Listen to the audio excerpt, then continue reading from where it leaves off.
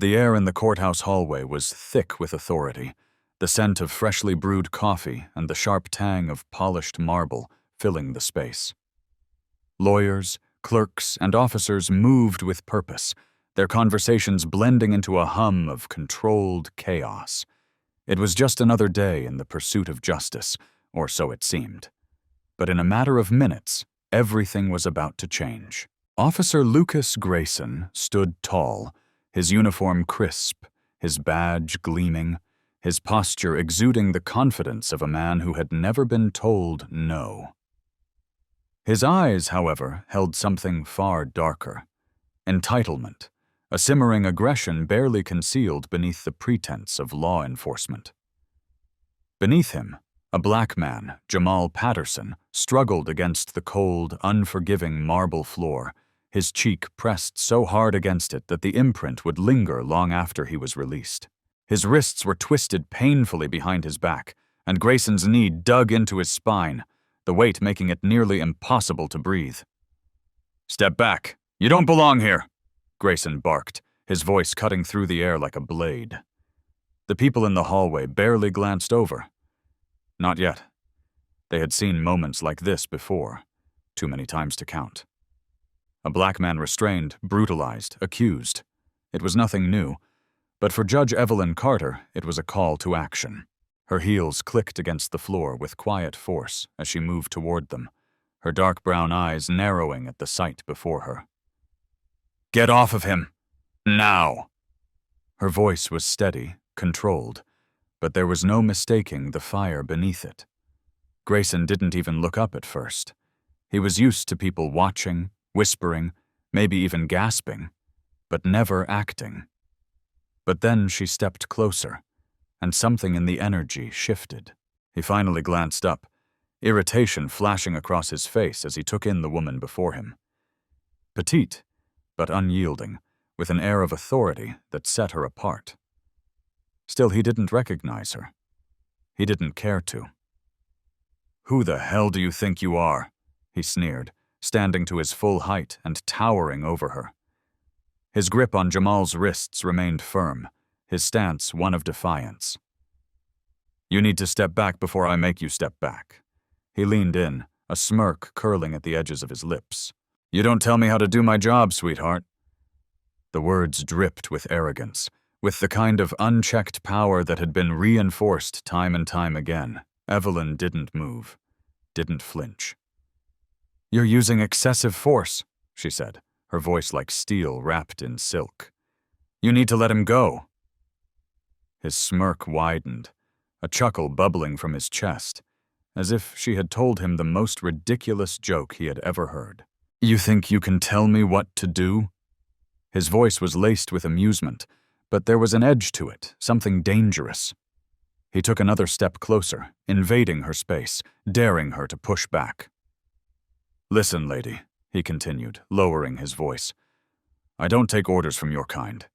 You people are always playing the victim, always running your mouths like you know the law. But guess what?" He leaned in, his breath hot with arrogance. "Out here, I am the law." Evelyn's fingers curled into fists, her nails digging into her palm as rage surged through her veins. Not because his words surprised her, she had heard variations of them her entire life, but because she knew exactly what kind of man stood before her. A man drunk on power. A man who had never been held accountable. A man who believed he was untouchable. "You're not even supposed to be here," Grayson scoffed, shaking his head. "This is a courthouse, not a welfare office. Unless you're here to clean up, I suggest you get the hell out before I throw you out." A few heads turned now. A low murmur rippled through the hall, a whisper of discomfort, of people sensing that something was off, but still too afraid to step in. Evelyn stood taller. "Last chance," she said, her voice sharper now. "Let him go." His patience snapped.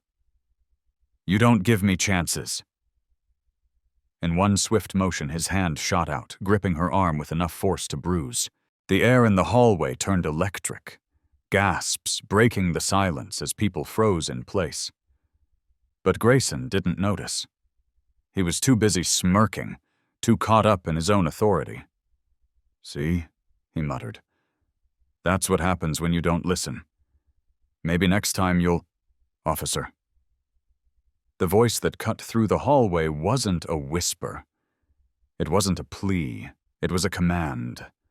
A weight settled into the space, thick and undeniable. The kind that made people pause, the kind that made people listen.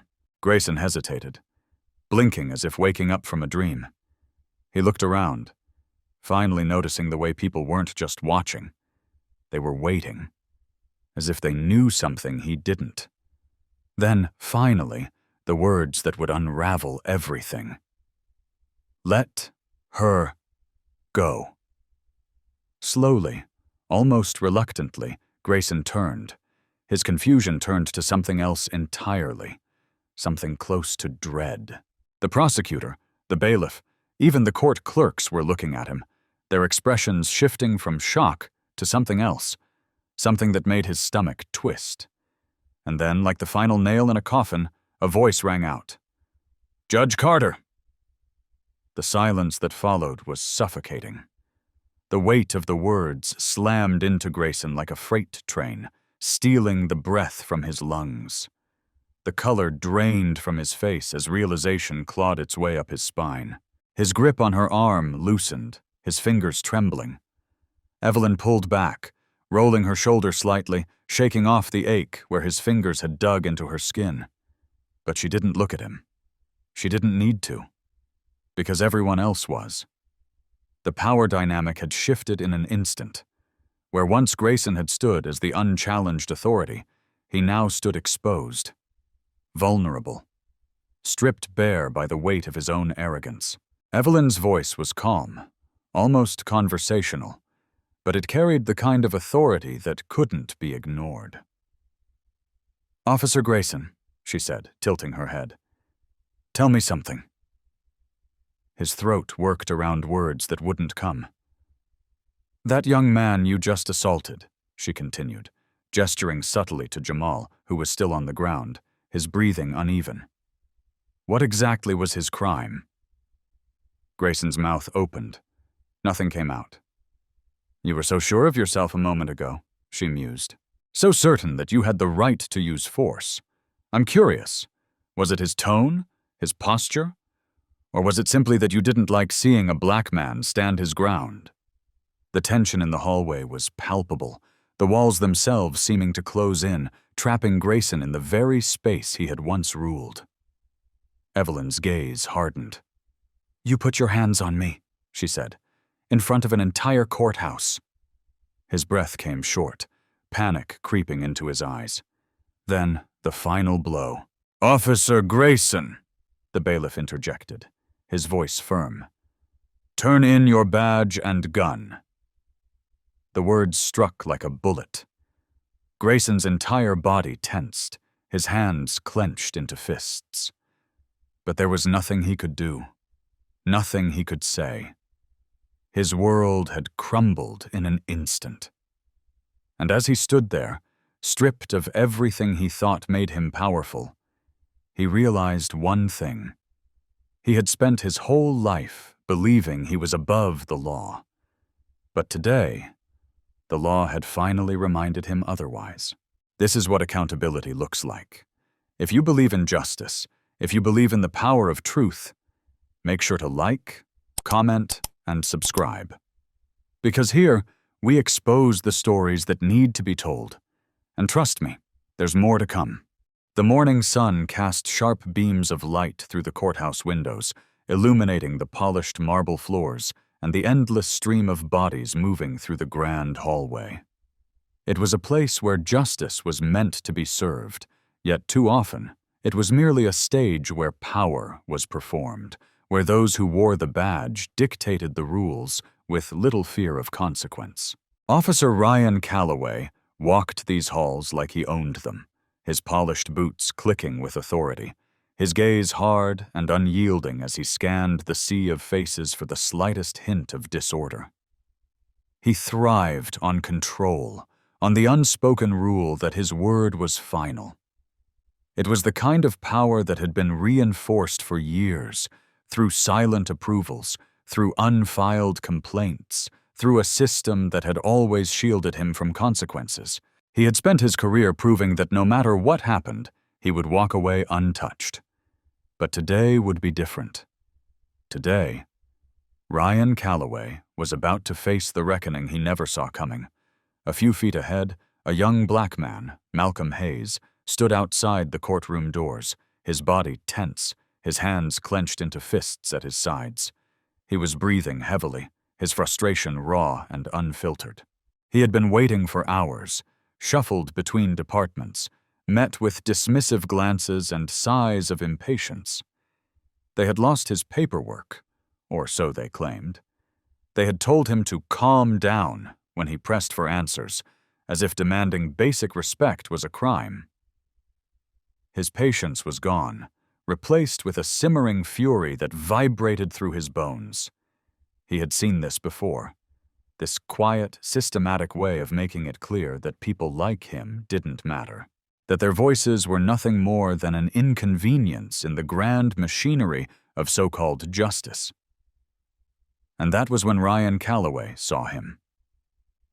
The officer's instincts flared immediately, his steps quickening, his chest puffing slightly as he zeroed in on Malcolm. He didn't see a frustrated young man seeking answers. He saw a problem, a disruption, something that needed to be contained before it spiraled into something bigger. He didn't ask questions. He didn't stop to assess the situation. Instead, he did what he had always done. He acted. "Hey!" Calloway's voice boomed through the hallway, cutting through the air like a blade. Heads turned, but no one intervened. "You need to relax, son. Lower your voice." Malcolm spun around, his jaw tightening. "I'm not your son." His voice was steady, but his fury trembled just beneath the surface. "And I wouldn't have to raise my voice if someone would actually do their job." Calloway's smirk was instant, sharp and knowing, the kind that men like him wore when they believed they were in control. "That right?" He stepped closer, his presence suffocating, his stance deliberately imposing. "You causing a scene for no reason?" Malcolm exhaled sharply, his fingers twitching at his sides.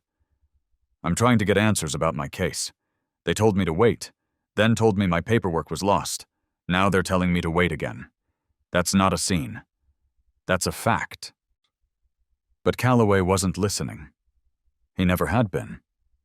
Instead, he tilted his head, that smirk widening just enough to send a clear message. This wasn't about the paperwork. It never had been. "I'm going to give you one chance to walk away," Calloway said, his voice dangerously low, almost a purr. "Before I make you." Malcolm's heart slammed against his ribs. He could feel it, that thin, precarious line between control and disaster. He had seen what happened when men like Ryan Calloway were challenged. He had seen it in body cam footage, in news reports, in faces that never got justice. But he had also seen something else. He had seen what happened when people refused to be silent. So he held his ground. "I have every right to be here," Malcolm said, his voice unwavering. "I'm not going anywhere." The silence in the hallway was deafening. The kind of silence that preceded an earthquake. Calloway's jaw clenched, his authority challenged in a way he wasn't accustomed to. And then, just as expected, he reacted. His hand shot out, gripping Malcolm's arm with bruising force, yanking him forward. Gasps filled the air, murmurs spreading like wildfire as people instinctively stepped back. Malcolm's body twisted in resistance, but before he could fully react, Calloway shoved him against the wall, his hands already moving to restrain him. "You want to act out? Fine," the officer muttered, his knee pressing hard into Malcolm's thigh. "Let's see how loud you are with cuffs on." It was a scene too familiar. A scene that played out in every city, in every state, with only the names changing. And that was when she arrived. A voice, steady and firm, sliced through the chaos. "Officer, unhand him. Now!" Calloway's head snapped up, irritation flashing in his eyes as he turned toward the source. He expected a concerned bystander, a lawyer, maybe, someone he could dismiss with ease. Instead, he was met with Judge Olivia Carter.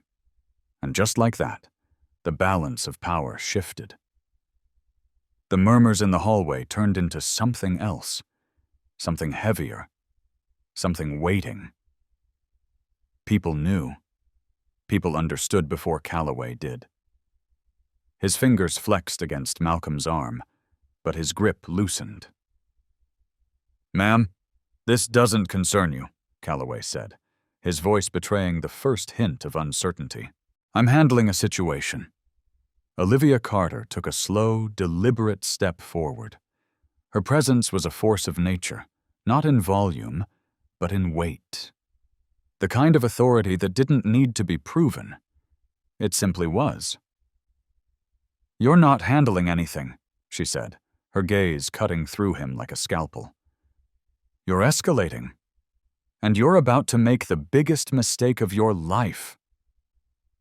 Calloway scoffed, attempting to regain control.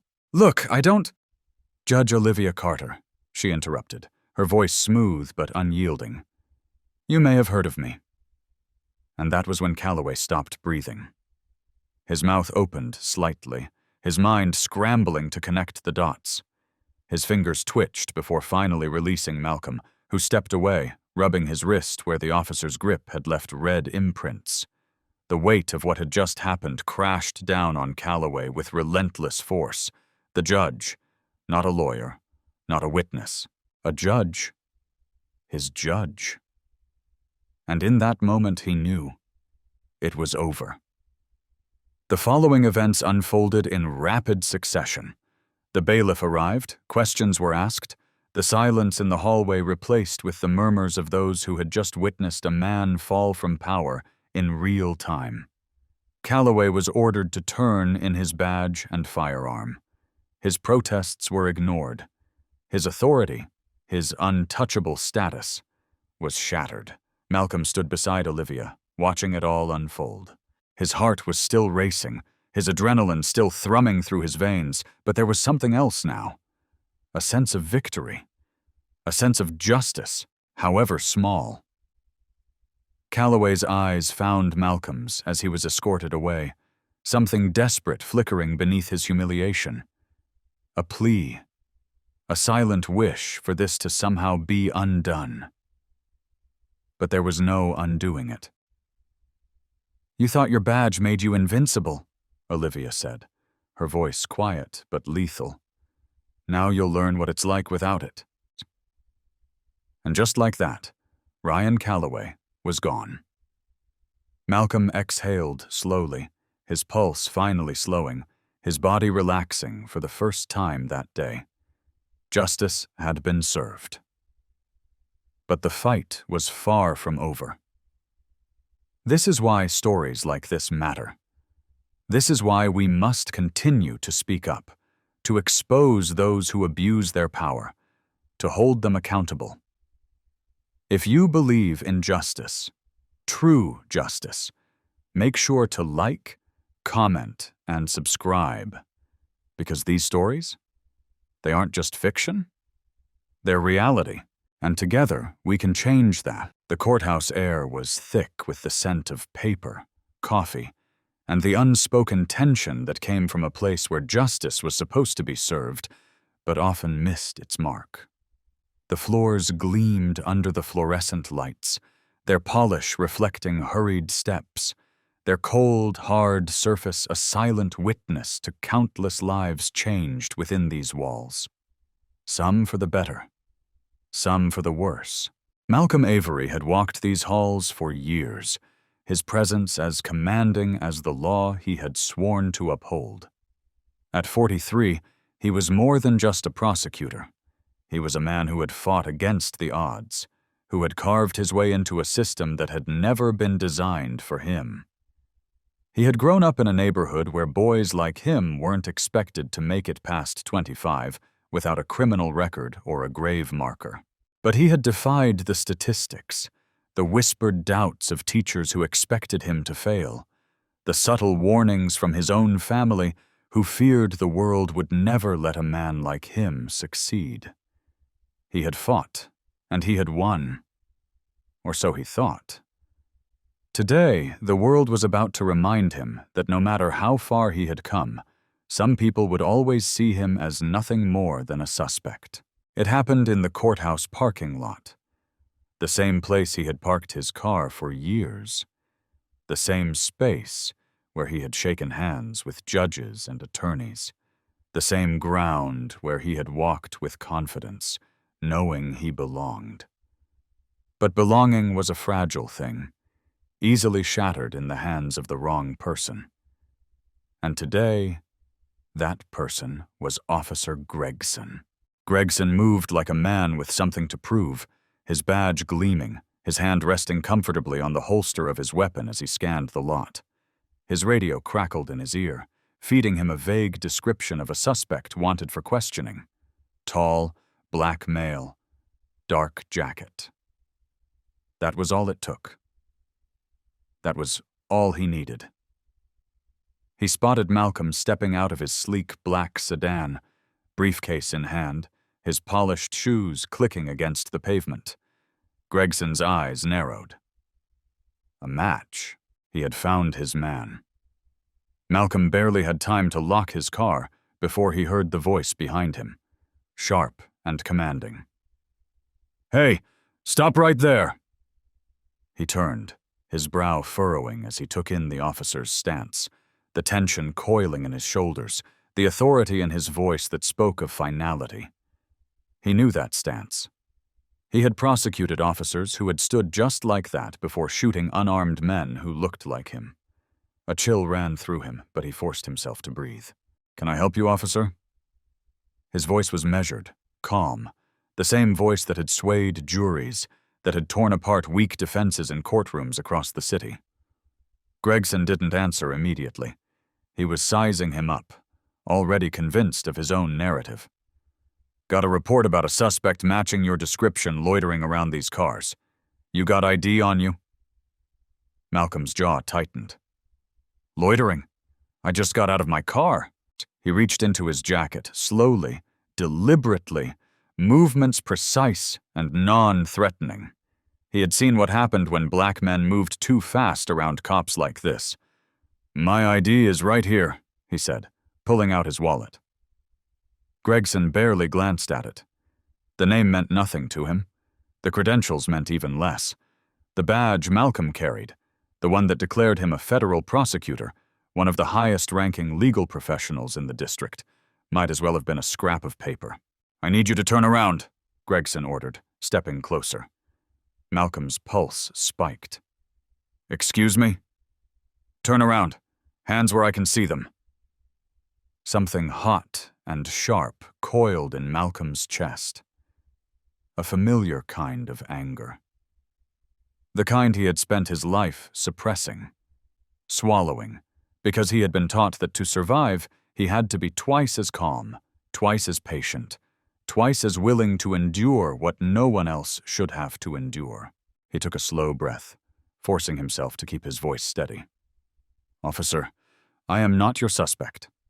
I am Malcolm Avery, federal prosecutor with the Department of Justice. If you take a moment to actually—" Gregson grabbed his arm. It wasn't a request. It wasn't a negotiation. It was force, applied without hesitation, without consideration. Because in Gregson's mind, Malcolm wasn't a prosecutor.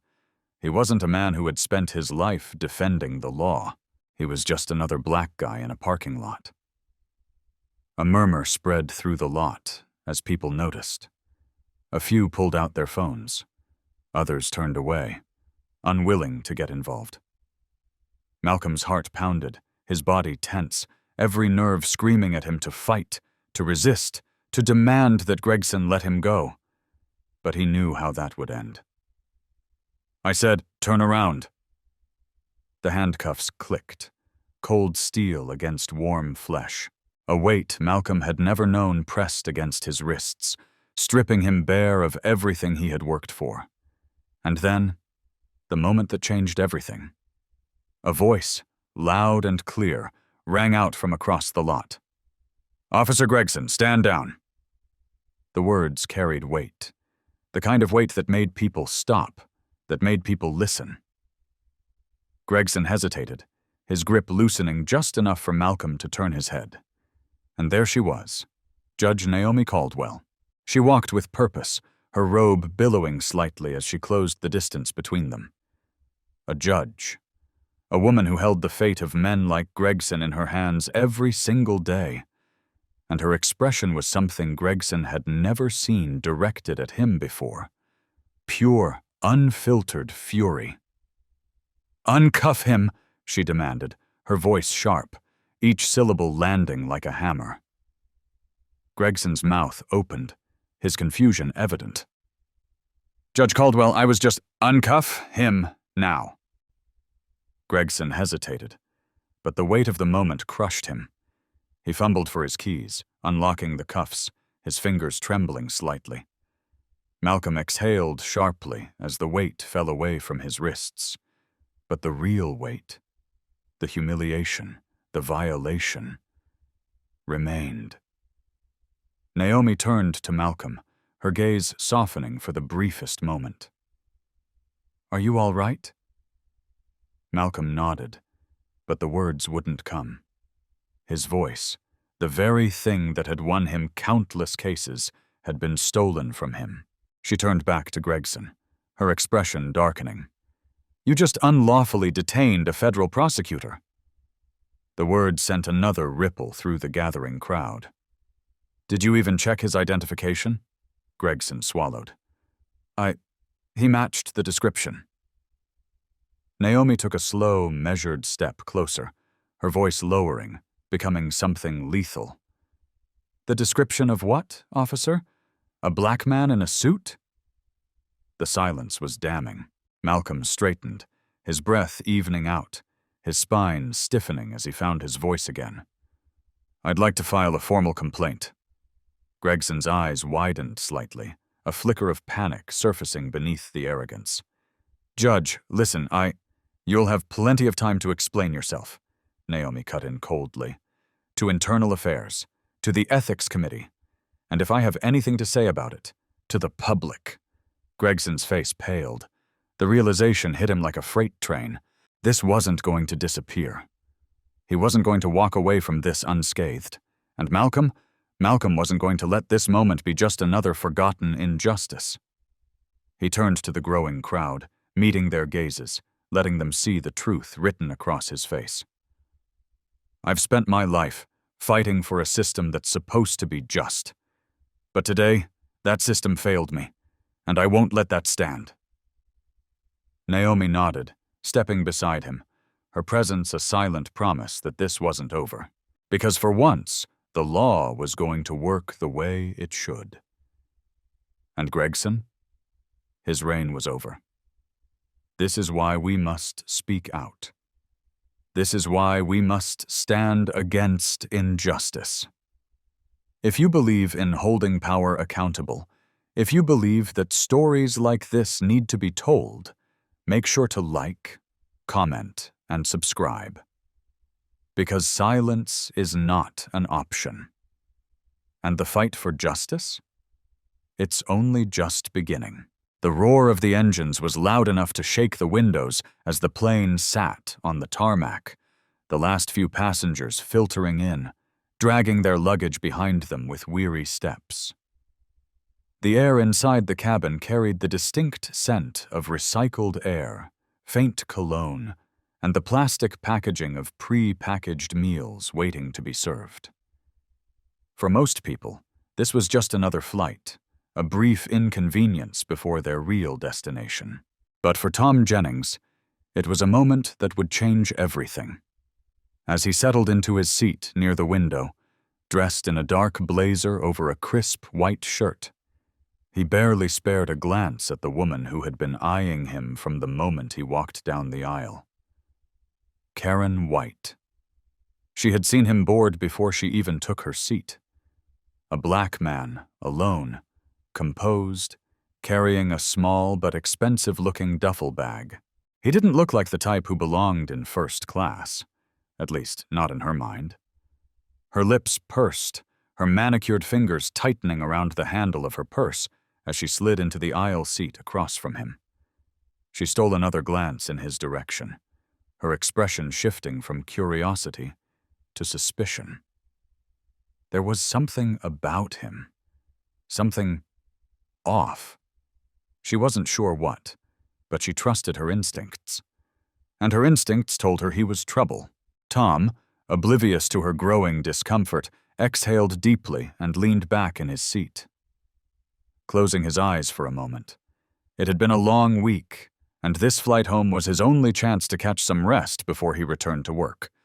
But rest would not come easy today, because in just a few minutes, Karen White would make sure of it. It started with the little things, the way she kept glancing at him from the corner of her eye, how she clutched her purse just a little tighter whenever he shifted in his seat. Then came the whispers. First, to the flight attendant, a quiet complaint masked as concern. "Excuse me, I don't mean to be paranoid, but that man over there, he looks suspicious. I don't know. He keeps fidgeting. I just feel uncomfortable." The flight attendant, a young woman with exhaustion written all over her face, barely glanced up from her notepad. "Ma'am, is there a specific issue? Did he say or do something inappropriate?" Karen hesitated, then sighed dramatically. "I just think it's strange. I mean, does he really belong in first class?" The flight attendant gave her a tight-lipped smile. "Everyone in this section has a first-class ticket, ma'am." Karen wasn't satisfied with that answer. As the flight progressed, so did her paranoia. Every time Tom adjusted his seat or reached into his bag for his phone, she stiffened, her breath quickening. Finally, she had had enough. She pressed the call button, waving over another flight attendant, this time speaking a little louder, making sure others could hear. "I need to speak to the captain," she said, her voice trembling just enough to sound urgent. "I think there's something wrong with that man." Tom's eyes opened. He turned to her slowly, his gaze steady, unreadable. He had dealt with people like her before. He knew the type.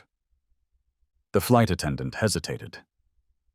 "Ma'am, please lower your voice. What seems to be the problem?" Karen gestured towards Tom, her voice rising. "He keeps reaching into his bag, and he's just acting strange. I don't know, but don't you think you should check? For everyone's safety?" By now, the people around them were listening. Some exchanged uncomfortable glances. Others shifted in their seats, uncertain. And then, there were those who nodded slightly, as if her words held a familiar weight. Suspicion was contagious.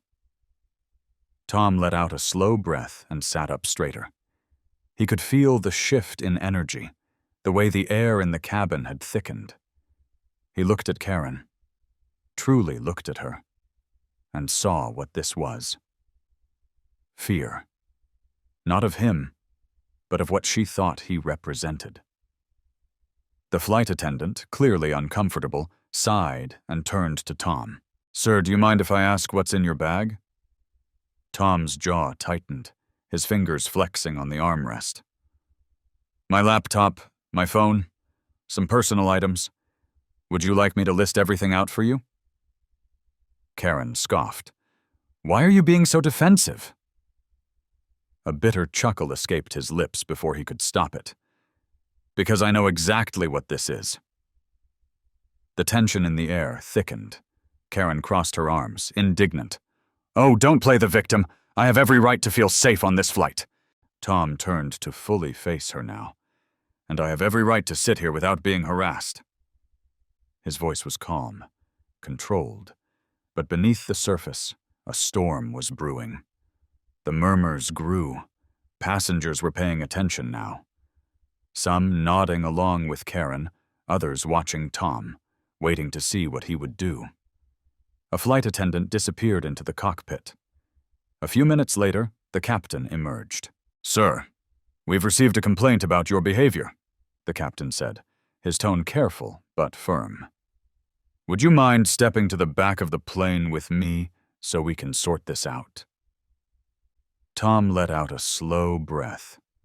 He knew what this was. It didn't matter that he had done nothing wrong. It didn't matter that Karen had no real reason to suspect him. What mattered was that she had planted the seed of doubt. And now, it was growing. "No," Tom said simply, his voice carrying through the cabin. The captain blinked. "Excuse me?" "I said no." Tom's voice was steady, unwavering. "I'm not going anywhere. I paid for my ticket like everyone else. I followed every rule. I did nothing wrong." Karen gasped. "Are you serious? You're refusing to cooperate? See? That's exactly what I'm talking about." Tom turned his gaze back to her, and for the first time since the flight began, he let his anger show. "The only person causing a disturbance here is you." A beat of silence. Then, a voice from behind them. "He's right." Everyone turned. A woman, middle-aged, with sharp eyes and a no-nonsense expression, sat 2 rows behind them. "I've been watching this whole thing. This man hasn't done a damn thing. She's been harassing him since we took off." Another voice. "She's been acting paranoid the whole time." Then another. "She needs to sit down and leave him alone." Karen's face paled. I was just trying to be careful. You can't be too sure these days." The captain turned back to Tom, his expression unreadable. But something in his posture shifted. The weight of the passenger's words, the undeniable truth of the situation, settled over him. Finally, he exhaled. "Sir, I sincerely apologize for the misunderstanding." Tom didn't respond immediately. He was still processing. The exhaustion, the frustration, the weight of being seen as a threat simply for existing. Finally, he nodded once. "Yeah, me too." And Karen, however, wasn't ready to let it go. "You're just going to let him sit there? What if I'm right?" The captain's jaw tightened. "Ma'am, please gather your belongings." Karen blinked. "What?" "You'll be removed from the plane upon landing." Her lips parted, her outrage bubbling over, but no one spoke up for her this time. She turned back to Tom, eyes wide with disbelief. "Are you happy now?" Tom met her gaze. "I was never the problem." As the flight continued, the tension slowly dissolved, leaving behind a lesson, a moment of clarity for those who had witnessed it. And as Tom leaned back in his seat, his mind replaying every second of what had just happened, he knew one thing for certain. This wasn't the first time, and it wouldn't be the last. But today, for once, the right person faced the consequences. If you believe in standing up for what's right, if you believe in justice, in exposing prejudice, in supporting people like Tom, who refuse to be silenced, hit that like button. Comment your thoughts. And most importantly, subscribe. Because these stories, they happen every day. And together, we can make sure they don't go unnoticed. The cold evening air clung to Michael Jennings's skin as he stepped out of the grocery store, his arms full with 2 brown paper bags. The parking lot was dimly lit, the fluorescent glow of the store's sign flickering against the dark pavement. It had been a long day, the kind that wore him down to the bone.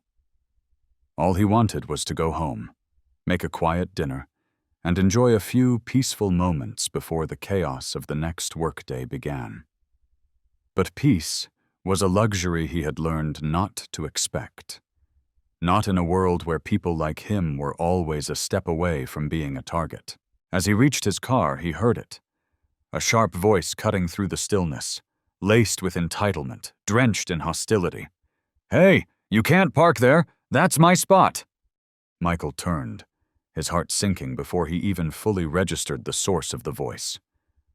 Karen Thompson. The name didn't matter, not really. He had met a dozen women like her before, each one carrying the same venom disguised as righteousness. She was a middle-aged white woman, dressed in expensive clothes, her manicured nails tapping impatiently against the handle of her designer purse. Her SUV was parked crookedly across 2 spots, yet she had the audacity to claim he was the one in the wrong. Michael forced himself to remain calm. "Ma'am, this is a public parking lot. There aren't any reserved spots here." Karen scoffed, her lips curling in disgust. "Oh, so now you're going to talk back to me. Typical. You people always think you can do whatever you want." His jaw tightened. There it was, the moment he had hoped wouldn't come. The moment that turned a simple misunderstanding into something uglier, something dangerous. "I'm not looking for trouble," he said, his voice measured, careful. "I'm just trying to get home." But Karen wasn't interested in letting it go. She stepped closer, her presence invasive, her energy crackling with indignation. "No, I bet you were just lurking around waiting for someone to leave their car unattended. Probably thinking you could steal something." Michael's fingers clenched around his grocery bags. "Excuse me?" She smirked, eyes gleaming with cruelty. "Don't act innocent. I see the way you're dressed, like some thug trying to look respectable. Let me guess. You're going to get in that car, drive off, and go flip whatever you stole, right?" His blood burned, but he swallowed the anger rising in his throat. He had spent his whole life learning how to handle people like her, how to walk away, how to be the bigger person. But tonight, something inside him snapped. Maybe it was exhaustion. Maybe it was the sheer audacity of this woman assuming the worst about him without a single shred of reason. Maybe it was the lifetime of moments just like this, piling on top of one another, pressing him down with the weight of a reality he could never escape. So he took a step forward, just enough to make her realize he wasn't afraid. "I don't owe you an explanation, and I sure as hell don't need your permission to exist in this parking lot." Karen's face twisted, outrage flashing across her features. She stepped back, but not before her hand flew through the air, striking him across the face with an open palm. The slap rang out like a gunshot. Michael barely flinched. His skin stung, but it was the humiliation that cut deeper. He exhaled slowly, his mind racing. Walk away, walk away, walk away. But then, before he even realized what he was doing, his hand moved. Not with rage, not with reckless abandon, but with purpose. The sharp sound of his palm connecting with her cheek sent a shockwave through the air. Karen stumbled back, gasping as she clutched her face. "How dare you!" she shrieked, eyes wide with disbelief. Michael's heart pounded in his chest. He had never hit anyone in his life, but in that moment, as Karen's hand hovered over the place where he had struck her, he felt something shift. Not power, not satisfaction, but something deeper. A refusal to keep being a victim. A refusal to let people like her believe they could do whatever they wanted without consequence. The silence in the parking lot was deafening. A few bystanders had stopped, their eyes darting between the two of them, unsure of what had just unfolded. Karen's shock quickly morphed into something venomous. "Oh, you're going to regret that." Her voice was low, seething. She turned on her heel, storming toward her SUV. "Let's see how tough you are when the cops get here." Michael exhaled, steadying himself. He should have felt fear, dread, but instead there was only exhaustion. Minutes passed like hours, and then the flashing red and blue lights filled the lot. 2 officers stepped out of their patrol car, their expressions unreadable. Karen wasted no time. She rushed toward them, tears already streaming down her face, her voice thick with exaggerated distress. "Oh my God, officers! He attacked me! He just hit me out of nowhere!" She pointed a trembling finger at Michael, her breath coming in rapid gasps. Michael didn't move. He didn't protest, because he already knew how this would go. The officers turned to him. "Sir, put your hands where we can see them," he sighed, raising his hands. Karen watched with a triumphant gleam in her eye. But then, something unexpected happened.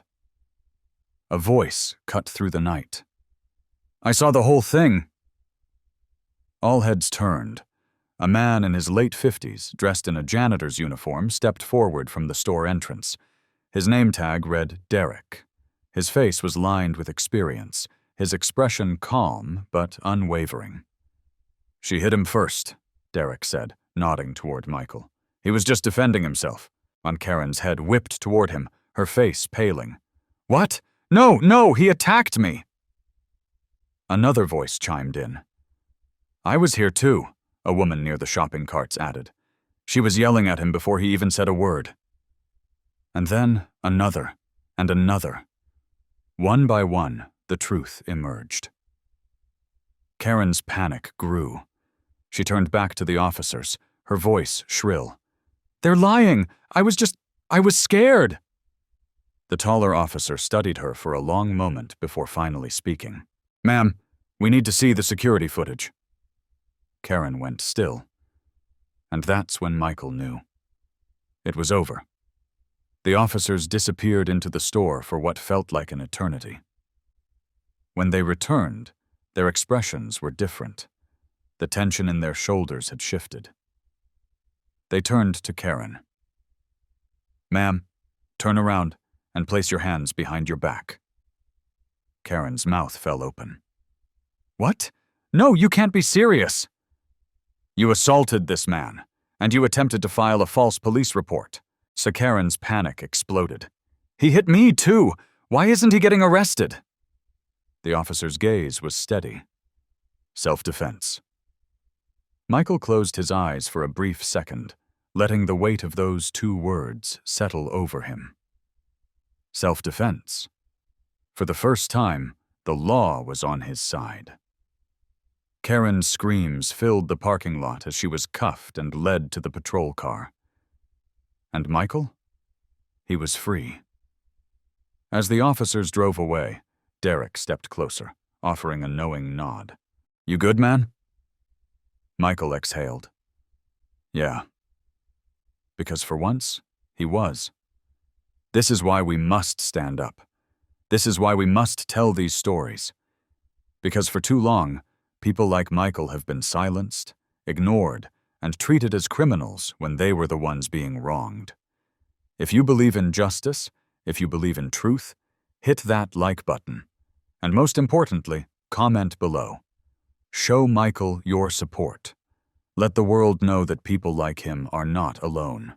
Because together, we can make sure these stories are heard. The night air was crisp, carrying the distant hum of traffic and the occasional bark of a stray dog. Eleanor Davis gripped Duke's leash tightly as she walked the familiar path toward her apartment building. The streetlights flickered above, casting long shadows against the cracked pavement. It wasn't fear that made her heart race. It was something deeper, something rooted in experience. Being a black woman walking alone at night was never just a walk. It was a calculated move, a silent prayer that tonight wouldn't be the night she became another headline. But she wasn't alone. She had Duke. Duke, her Rottweiler, walked beside her with the quiet confidence of an animal that knew his purpose. His sleek black coat gleamed under the streetlights, his muscular frame moving in sync with Eleanor's every step. He was more than a pet. He was family. Her protector. The only one who had never let her down. As she neared her apartment complex, a rustling sound made her freeze. Her grip on Duke's leash tightened as her eyes darted toward the alleyway ahead. 3 men emerged from the shadows, their movements slow, deliberate. A chill crawled down Eleanor's spine. She didn't need to hear their words to know what they wanted. "Well, well," the tallest of the three sneered, his voice laced with amusement. "Walking all alone at night, sweetheart? That's not very smart." Eleanor didn't move. She had been in situations like this before, and she knew one thing: showing fear would only feed their arrogance. Her fingers curled around Duke's leash. He was tense now, his body rigid, his deep brown eyes locked onto the men. A low growl rumbled from his throat, a sound so deep and primal that it sent a ripple of unease through the air. "Back off," Eleanor said, her voice steady. The second man chuckled, his hands stuffed into the pockets of his jacket. "Oh, she's got a little fight in her," he mused, glancing at his friend. "That's cute." The third man, the one standing closest, took a step forward. "We just want to talk," he said, his smile thin and deceitful. "No need to be rude." Eleanor's pulse pounded in her ears. She knew how this worked. They would corner her, taunt her, test her reactions, waiting for the moment she showed weakness. But they had made one fatal mistake. They hadn't accounted for Duke. Before the third man could take another step, Duke lunged, his powerful jaws snapping so close to the man's hand that he yelped and stumbled back. The growl that tore from Duke's throat was nothing short of lethal, a sound that made the other two men hesitate. "Shit! That dog's crazy!" Eleanor took the moment of hesitation to move, stepping around them with Duke beside her, his posture protective, his movements precise. He didn't bark wildly, didn't act without command. He knew. He always knew. "Let's go," she murmured to Duke, her voice calm but urgent. The three men stood frozen for a second, watching as she walked away. They had lost control of the situation, and they knew it. "You should be careful walking alone at night," the first man called after her, his voice tinged with bitterness. Eleanor didn't look back. Her hands trembled slightly as she unlocked her apartment door, stepping inside and locking it behind her. She turned to Duke, who sat by her feet, his head tilted slightly, as if waiting for reassurance. She knelt beside him, running her fingers through his thick fur. "You saved me again, boy," she whispered. Duke licked her hand, his big brown eyes filled with something she could only describe as understanding. But this wasn't over. Not yet. The next morning, she filed a report. She had no illusions that the police would do much, but she had to try. The officer at the front desk barely looked up as she spoke. "You got a description?" he asked, his tone indifferent. "3 men, mid to late 20s. One was tall, maybe 6'2". The other 2 were around 5'10". He sighed, cutting her off. "Look, Miss Davis, these things happen all the time. Unless they actually hurt you, there's not much we can do." Eleanor clenched her jaw. "So I have to get hurt before you take it seriously?" The officer gave her a look that made her stomach twist. "We'll keep a lookout." She knew that was the end of it, but she wasn't done. Eleanor wasn't the kind of woman who let things go, who accepted that this was just the way the world worked. She had spent her whole life fighting, and she wasn't about to stop now. So she did what she did best. She made herself heard. She wrote about it, posted about it, told her neighbors, her friends, and the story spread. Other women in her neighborhood came forward. They had seen those men before. They had been followed, harassed, threatened. But now, people were paying attention. A local news station picked up the story. A reporter called her. "Miss Davis, would you be willing to speak on camera about what happened?" Eleanor hesitated. She had never sought the spotlight, never wanted to be the face of anything. But then she looked at Duke, at the way he sat beside her, his silent presence a reminder that she was never truly alone. "Yeah, she said finally. "I'll talk." The interview aired 2 days later. By the end of the week, those 3 men were arrested. It turned out they had a record, a long one. Assault, robbery, attempted kidnapping. They had been terrorizing women for months. And if it hadn't been for Duke, she might have been their next victim. The courtroom was packed the day of the sentencing. Eleanor sat in the front row, Duke resting at her feet. He wasn't a service dog, but they had made an exception. The judge looked at her, then at the men in front of him. "Miss Davis, would you like to make a statement?"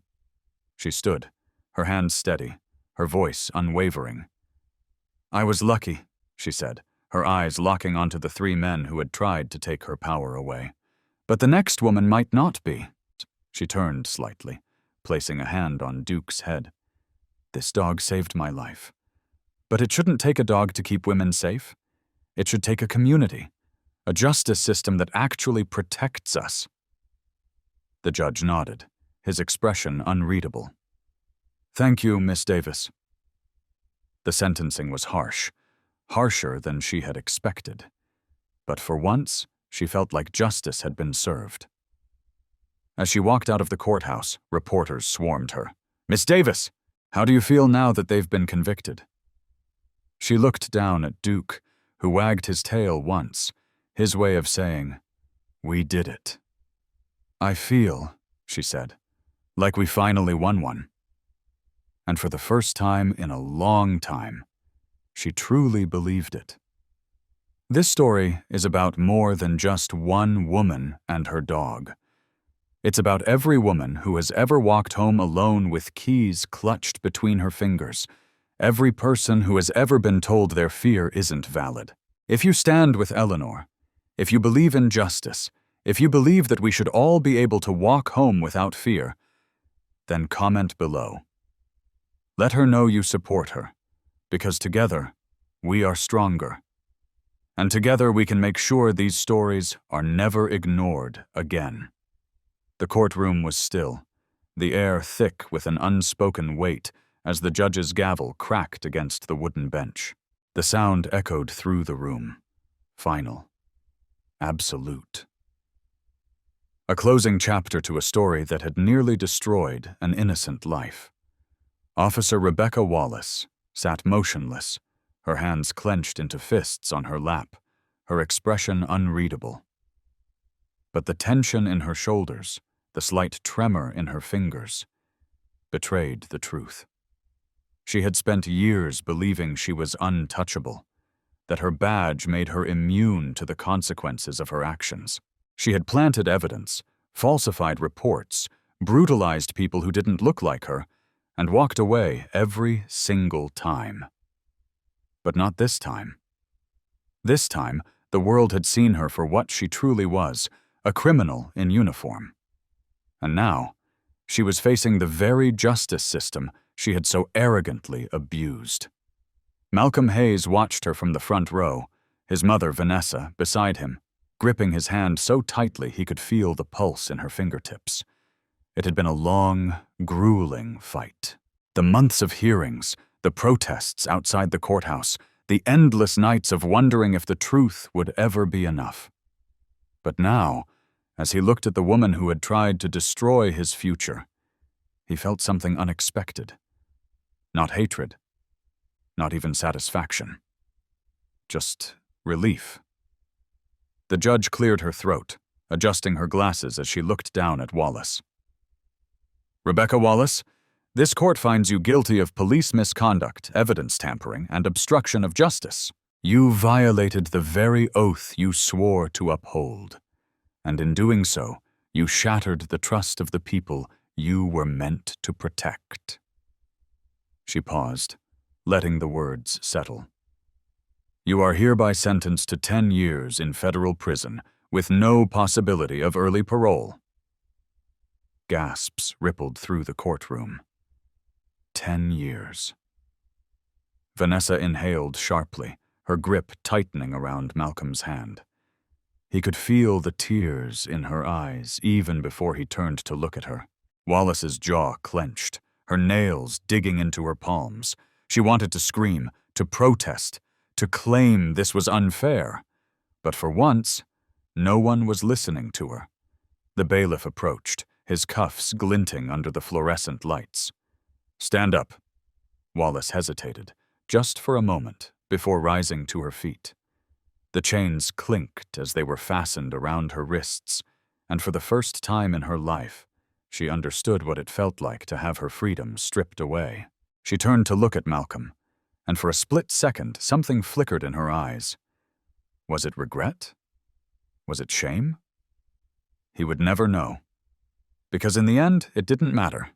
Justice had spoken. As Wallace was led away, Malcolm exhaled, a breath he felt like he had been holding for an eternity. It was over. The reporters outside swarmed them the moment they stepped into the sunlight. Cameras flashed. Microphones were shoved toward his face, voices overlapping in a chaotic blur. "Malcolm, how do you feel about today's verdict? Do you think justice was truly served? What message does this send to the police force?" He held up a hand, silencing them with a quiet authority that wasn't learned. It was earned. "I feel—" He paused, glancing at his mother, at the woman who had fought for him when he couldn't fight for himself. Then he looked out at the sea of faces. Activists, community leaders, strangers who had stood outside this courthouse for weeks demanding the truth. "I feel like we won," he said finally. "But this isn't the end. One conviction doesn't erase years of injustice. One case doesn't fix a broken system, but it's a start." A hush fell over the crowd. "We stood up," he continued, his voice strong. "We refused to be silent, and because of that, a corrupt officer who thought she could do whatever she wanted without consequences is going to prison." He swallowed, his chest tightening. "But there are still so many more out there, so many who never get their day in court, so we can't stop fighting. We have to keep pushing for accountability, for reform, because until justice is the rule, not the exception, we still have work to do." The applause started slowly, then grew into something thunderous. Malcolm felt Vanessa slip her hand into his. "I'm proud of you," she whispered. And for the first time in a long time, he felt proud of himself, too. The months that followed were a whirlwind. Wallace's case became a national conversation. More officers were investigated. More victims came forward. Malcolm spoke at rallies, on news segments, even at universities. His story wasn't just his anymore. It belonged to a movement, and with every step forward, he carried the lessons he had learned along the way. Because this was bigger than him, bigger than Wallace. This was about the truth, about justice, about the power of never giving up. And if there's one thing you take away from this story, let it be this. 1. Speak up, even when it feels like no one is listening, even when the odds are stacked against you, because silence allows injustice to thrive. 2. Believe in accountability. No one, not even those with power, should be above the law. 3. Fight for what's right, even when it's hard, even when it hurts. Because the moment you stop fighting is the moment they win. Malcolm Hayes fought, and today, justice won. Now it's your turn. If you believe in standing up against corruption, in fighting for accountability, in supporting people like Malcolm who refuse to back down, then do something.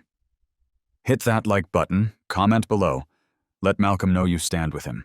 Let the world know that you refuse to be silent. And most importantly, subscribe. Because these stories need to be told. Because change starts with awareness. And because together we can make sure justice is never denied again.